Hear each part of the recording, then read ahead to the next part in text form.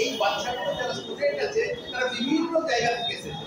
তো এই বিভিন্ন মেসেজটা প্রত্যেকের জনের বাড়ি থেকে পৌঁছে যাবে।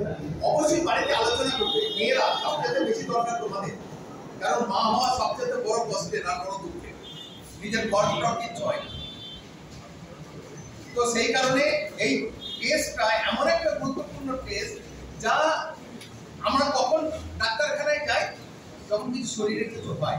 এই থ্যালাসেমিয়া এমন একটা জীবন্ত বৈশিষ্ট্য যে কোনোদিন জানতে পারবে না আমি থ্যালাসেমিয়া বাহক।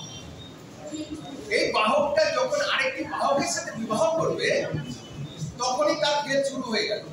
কারণ একটা থ্যালাসেমিয়া রোগী জন্মগ্রহণ করবে, তাকে 6 মাস বয়সে রক্ত দেওয়ার পরেও তাকে বাঁচানো সম্ভব নয়। আস্তে আস্তে রক্ত দেওয়ার পরেও তাকে কথা নয়, যখন আমি বলছি সেটা শুনতে হবে, না শুনলে পরে get out from this class. কারণ দুষ্টু মানুষ আনন্দের মানে অসৎ আনন্দ প্রচুর কিছু দেবে, কিন্তু পবিত্র ভালোবাসা অনেক কিছু দেবে। কিন্তু তোমরা যে কাজটা করতেছো না, এই কাজটা হচ্ছে সবচেয়ে জীবনের একটা সমৃদ্ধির জায়গা। তোমরা এখানে বসে আছো, 40 জন হলে পরে পাবো আমি, 100 জন হলে 10টা পাবোই পাবো, 100% পাবো। কারণ আমার এই বুকটা আছে না, গভর্নমেন্টকে দিয়া, সরকারকে দিয়া, এই সরকারকে দিয়া এই কারণে দিয়া তোমরা এইটার রোগের জন্য কেউ দেখে না। আরো 25 বছর পরে পরিবারের মধ্যে 5টা শিশুর মধ্যে একটা করে থ্যালাসেমিয়া হবে যদি না দেখে। থ্যালাসেমিয়া বাচ্চাদের প্রবলেম কি? শরীরে রক্ত উৎপাদন করতে পারে না। এবার ওই রক্ত কোথা থেকে পাবে? ফ্যাক্টরি আছে, এই সাধারণ মানুষ গিয়ে রক্ত দেয়, কত রক্ত দেবে? তাও রক্ত দিয়ে বাঁচানো যাবে না, 18 থেকে 20 বছর বাঁচবে। তো যে পরিবারে থ্যালাসেমিয়া বাচ্চা হয়েছে তার একটা ব্যাপার বুঝতে পারছেন কি অবস্থা। আর তোমরা এই টেস্টটা করবে, শুধু এইটুকু করবে যে আমরা এই টেস্টের মধ্যে জানতে পারবো আমি বাহক কিনা। আর বাহকটা তুমি যদি জানতে পারো, তুমি কোনোদিন বাহককে বিবাহ করবে না।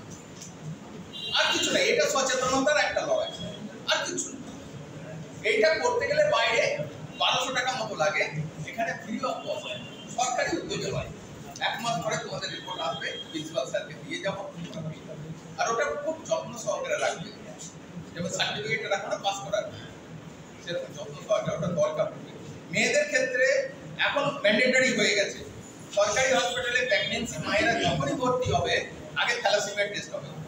তাকে যদি বাহক পাওয়া যায় তার হাজবেন্ডকে ডাকবে, হাজবেন্ড যদি বাহক হয় তারপরেই সন্তানকে টেস্ট করবে। এই সন্তান যদি তখন থ্যালাসেমিয়া রোগী হয় তখন আর কোনো রাস্তা নেই, তখন একটাই বলবে অ্যাবর্শন করা হবে। সুপ্রিম কোর্টের অর্ডার আছে থ্যালাসেমিয়া বাচ্চাকে অ্যাবর্শন করা হবে। তো এই থ্যালাসেমিয়া টেস্ট এই কারণেই আমরা করতে এসেছি যে মানুষ একটু সচেতন হোক, নিজের জীবন সম্পর্কে একটু জানে। এখানে থ্যালাসেমিয়া সম্বন্ধে কারণ জানা আছে কিছু? কেউ জানে? যদি জানা আছে থ্যালাসেমিয়া রোগী সম্বন্ধে কারণ জানা আছে পাড়াতে? কে? আজ থেকে প্রায় 2 বছর আগে আপনার মানে দাদারই একজন পুলিশ তার এই রোগের কারণে তার মৃত্যু। থ্যালাসেমিয়া রোগী রক্ত দিত, এর বাঁচে না। প্রথম হচ্ছে একটা থ্যালাসেমিয়া যে হয় সে কোনোদিন মেয়েই হোক আর ছেলেই হোক, সে কোনোদিন বাবা কিংবা মা হতে পারবে না, সে কোনোদিন কারোর সঙ্গে প্রেম করতে পারবে না, সে কোনোদিন সরকারি চাকরি পাবে না। একটা মেয়ে তাকে মা হয়ে ডাকার মতো অধিকার থেকে বঞ্চিত থাকবে। বুঝতে পারছি কত ভয়ানক জিনিস। তো এই কারণে আজকে টেস্টটা হচ্ছে শুধু একটুখানি ভয় নেই, একটুখানি রক্ত নেবে সেই টেস্টটা করে। মেয়েরা ভয় করে বেশি, তাই তো? ভয় লাগছে না তো? আচ্ছা, সবাই টেস্ট করার ইচ্ছাতে আছো? হাত উপর করো। যে হাত উপর করবে না বেরিয়ে যাবে, যে হাত উপর করবে না। তাহলে করে হাতটা উপর আমি করতে পারি, I can do it.